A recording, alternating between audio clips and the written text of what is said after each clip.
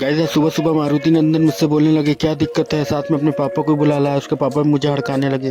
बहुत गर्म हो गया था, भीड़ लग गया था। मेरी बेटी को जब ये बात पता चली तो बहुत ज्यादा सनक गई। मेरी बेटी मारुति नंदन के पास आ गई, बोली और बोल, अब बोल के दिखा। बोलो दोनों जन बोल के दिखा, बोल के दिखा। मारुति नंदन मोबाइल चला रहे थे, कुछ नहीं बोल रहे थे।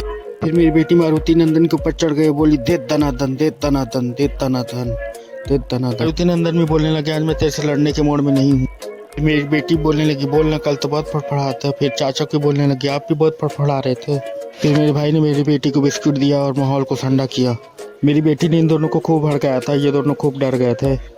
फिर मारुति नंदन की माँ आ गई और बोलने लगी लो मिक्सचर खाओ, क्या छोटी छोटी बात पर लड़ाई करते हो। बेटी बोलने लगी इसको तो अलग से बताऊंगी, बहुत चुम्मा लेती है। फिर माहौल जैसा तैसा नॉर्मल हो रहा था। फिर मेरी बेटी मारुति नंदन का सब मिक्सचर फेंक रही थी, बोल रही थी अब तू लड़ मेरे से, तू लड़। फिर मेरी बेटी बोलने लगी फ़ोन बहुत चलाता है, इसका फ़ोन ही छीन लेती हूँ। उसका फ़ोन छीनने लगी और चलाने लगी। और फिर मेरी बेटी बोलेरो पे चढ़ने लगी, बोली हमेशा मारुति चढ़ता, आज मैं भी चढ़ के देखती हूँ। फिर मेरी बेटी के बब्बा आकर उसको खिलाने लगे।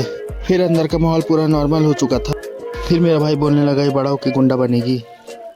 फिर मेरी बेटी ने घर आके सारी बात नाना को बताई। फिर मेरी बेटी ने नाना से बोला हम लोग आग से खेलने वाले लोग हैं, छोटी मोटी चीज़ों से नहीं डरते। फिर मारुति नंदन बोले इसका तो गेम बजाना पड़ेगा।